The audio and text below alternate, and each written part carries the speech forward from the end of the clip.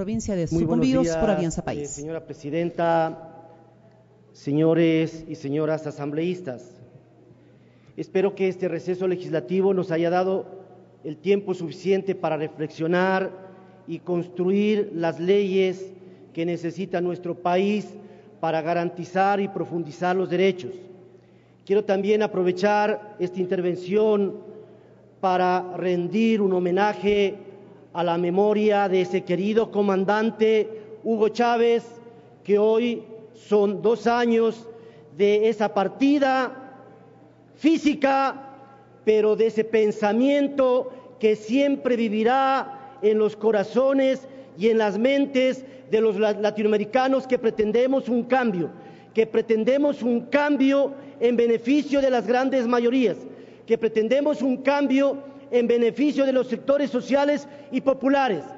Por eso quisiera recordarle al asambleísta Chicaiza que en el pasado no teníamos Estado. En el pasado, en las instituciones educativas se violaban flagrantemente los derechos de las niñas, de las adolescentes, de los jóvenes, de los estudiantes, y no había ni una norma jurídica que castigue, que persiga o que controle esos abusos. Hoy, en tiempos de la Revolución Ciudadana, hemos aprobado decenas de leyes que hacen efectivos los derechos, que garantiza el ejercicio pleno de recurrir a las instancias judiciales, de agotar todos los mecanismos jurídicos para hacer prevalecer los derechos. En el pasado había acoso sexual, en el pasado había violación a los derechos de los estudiantes. Claro que en ese pasado que hoy no queremos volver, en ese pasado muchos de los que fuimos estudiantes en algún momento tuvimos que tomarnos, y lo hablo por mi persona, en una parroquia, hoy Cantón del Carchi, tuvimos que tomarnos el colegio durante 3 días, mandar sacando a los maestros, porque nadie, absolutamente nadie, atendía los reclamos que planteábamos los estudiantes. Ni siquiera había lugar a organizar los consejos estudiantiles.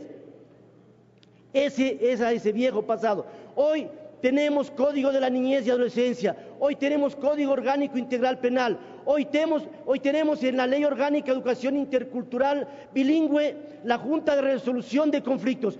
Todos los mecanismos jurídicos que permiten hacer prevalecer los derechos. Por supuesto, nosotros en la Asamblea Constituyente de Montecristi incorporamos el artículo 98 en la Constitución de la República, el derecho a la resistencia, pero el derecho a la resistencia para exigir el ejercicio de los derechos, el derecho a la resistencia no para vulnerar los derechos de los demás. ¿Qué es lo que pasa cuando algunos jóvenes, por supuesto, con todo ese ímpetu de rebeldía, con todo ese coraje de querer hacer presencia, de querer hacer activismo, son influenciados por determinados sectores políticos extremistas que se vinculan con la derecha, que en el pasado desapareció jóvenes, que en el pasado no solo que controló este tipo de desmanes, sino que torturó, encarceló y desapareció, asesinó a muchos maestros, a muchos jóvenes. Y hoy esa misma izquierda está unida con esa derecha genocida, con esa derecha asesina. Ahí no había respeto de derechos. ¿Por qué? Porque hoy no hacemos memoria de lo que fue un pasado presente.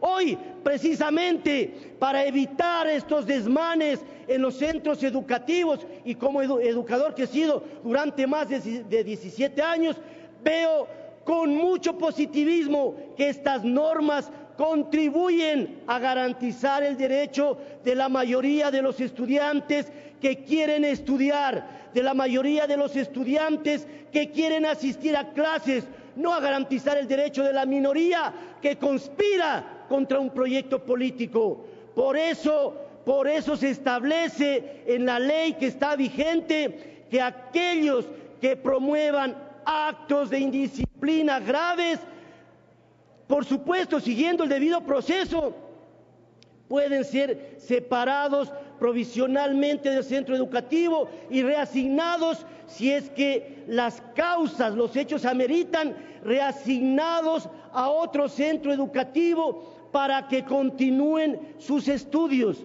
Los que están aquí, todos los asambleístas, ya tenemos varios años de vida y conocen que en el pasado, cuando alguien sin siquiera reclamar derechos, solo por reclamarle a un maestro por su prepotencia o solo por reclamarle a un maestro que explique mejor la materia, lo que hacían es, se reunía el consejo directivo del colegio y lo expulsaban al estudiante. ¿Qué significaba expulsión? Sacarlo del establecimiento educativo y no permitirle que vaya a ningún otro centro educativo, no permitirle que continúe sus estudios. Eso sí era tentatorio a la dignidad humana.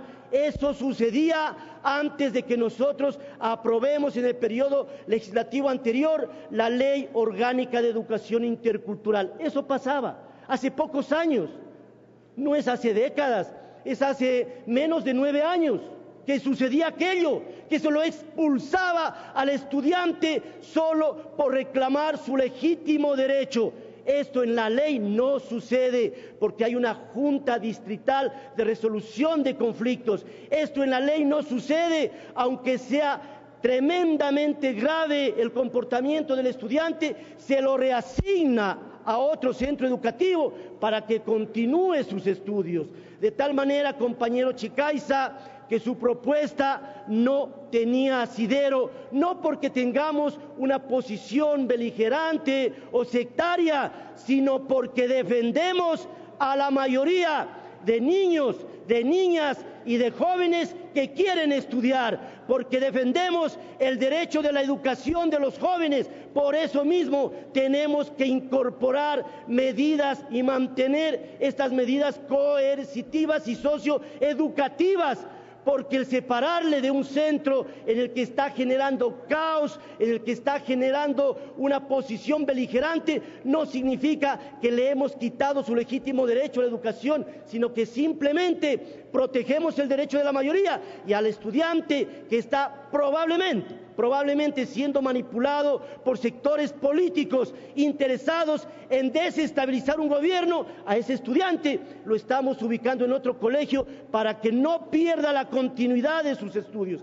Esa es la norma que está vigente. Por eso no hemos aceptado su propuesta, estimado asambleísta Chicaiza, porque nosotros luchamos por los derechos de la mayoría. Yo quiero aprovechar esta intervención para proponerle a la comisión de la cual yo soy parte, que nos tomemos el tiempo suficiente para reflexionar las reformas que estamos planteando. He conversado con muchos maestros, con muchos docentes que hoy son parte de la Red por la Revolución Educativa y tienen preocupación en el artículo 5 reformatorio que reforma el 98, fundamentalmente luego del literal B, en el que se habla de los cambios del distrito zonal.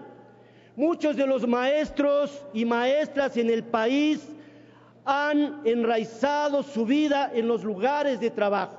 Muchos de los maestros tienen su vivienda y su casa en un lugar determinado.